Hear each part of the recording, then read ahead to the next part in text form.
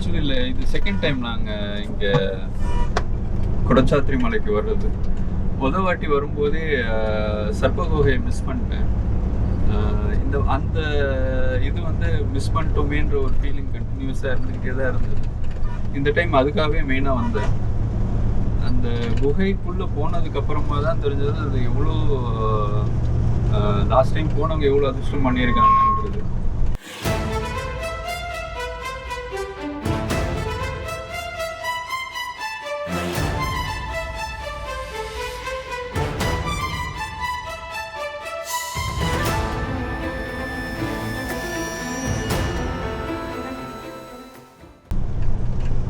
இந்த டைம் என்னன்னா இவ்வளோ குழந்தைங்களையும் கூப்பிட்டுட்டு அந்த குகைக்குள்ளே போயிட்டு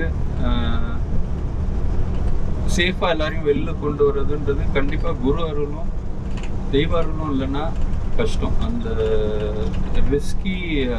ரொம்ப ரிஸ்கான இடம் அது. பட் எந்த வித இதுவும் இல்லாமல் குழந்தைங்களும் என்ஜாய் பண்ணாங்க.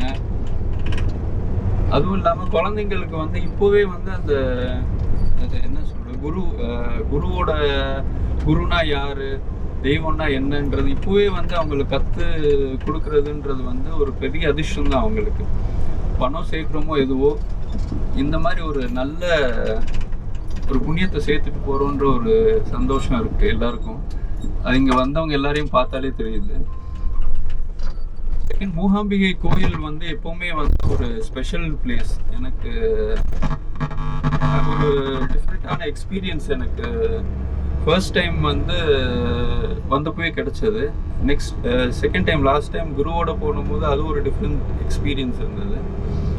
இந்த வாட்டி குரு கூடவே இருந்து அந்த ஸ்வர்ண ரேகையெல்லாம் அபிஷேகம் பண்ணது இதெல்லாம் பார்த்ததுலாம் வந்து உண்மையே ஒரு பெரிய பாக்கியம்னு தான் நினைக்கிறேன். அது முடிச்சுட்டு அடுத்து குடச்சாத்திரி ஹில்ஸ் போயிருந்தோம்.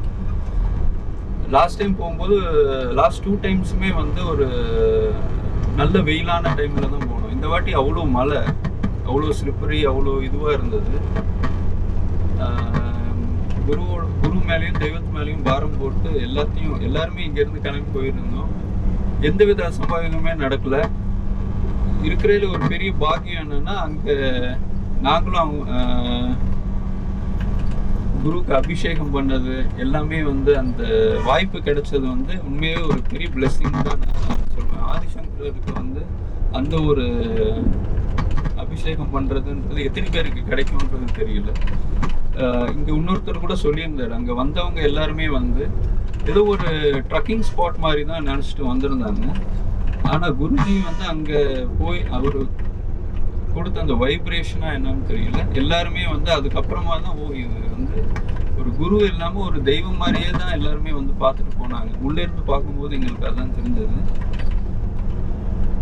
திரும்பி கீழே வந்து அவ்வளோ குற்ற மலையில் யாகம் நடத்தினாரு. எந்தவித ஒரு சின்ன ஸ்டாப்போ எதுவுமே இல்லை, கண்டினியூஸாக அந்த யாகத்தை நடத்தினாரு.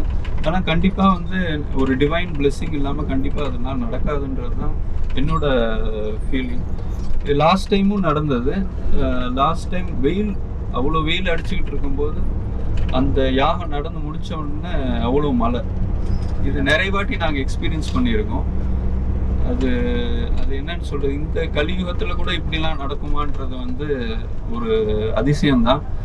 இந்த புராண காலத்து கதையிலையோ இல்லை இதுலேயோ பார்த்த மாதிரி தான் நம்ம கேள்விப்பட்டிருக்கோம். இதெல்லாம் இது வரைக்கும் கூட ஏதோ ஒரு ட்ரீம் மாதிரி தான் இருக்குது. ஏதோ இது வரைக்கும் கண்டினியூஸாக இது ஒரு 2.5 இயர்ஸாக நாங்கள் வந்துட்டுருக்கோம். ஏன் வரோம், எப்படி வரோம், இதெல்லாம் ஆட்டோமேட்டிக்காக நடக்குது. அதில் இங்கே கிடைச்ச வைப்ரேஷனும் அந்த எக்ஸ்பீரியன்ஸ் வந்து அது வெளியில் யார்கிட்ட சொன்னால் அவங்களுக்கு புரியவும் மாட்டேங்குது. அது புரியணும்னா அவங்களும் எக்ஸ்பீரியன்ஸ் பண்ணாதான் அந்த இது அவங்களுக்கு தெரியும். அது முடிச்சுட்டு இப்போது ஜெயின் டெம்பிள் போயிருந்தோம். ஜெயின் டெம்பிளில் வந்து என்ன சொல்கிறது, அம்மனோட நீங்கள் வேணும்னா அம்மன் இதுலேருந்து பூ விழும் அப்படின்னு சொல்லியிருந்தாங்க. பட் நாங்களும் ஃபஸ்ட் டைம் வந்து சரி ஏதோ ஃப்ளுக்கில் விழுந்துருச்சு போல இருக்குன்னு நினச்சோம். கடைசியில் பார்த்தா இது 2-3 வாட்டி நம்ம நினைக்கிற போதெல்லாம் அந்த பூ விழுவுது. இதெல்லாம் வந்து ஜஸ்ட்டு சும்மா ஏதோ சொல்கிறது, லக்குன்னு சொல்ல முடியாது, இது கண்டிப்பாக டிவைன் பிளெஸ்ஸிங்ன்றது தான் எடுத்துக்கிறோம். இங்கே வந்த அனைத்து குழந்தைங்களும் பார்த்தீங்கன்னா எல்லாருக்கும் இப்போவே வந்து குருஜி பவர் கொடுத்துட்டாரு, குருஜி எனக்கு இது கொடுத்துட்டாரு அப்படின்னு சொல்லி அவங்களுக்கு இப்போவே வந்து ஒரு மோட்டிவேஷன் வந்திருக்கு.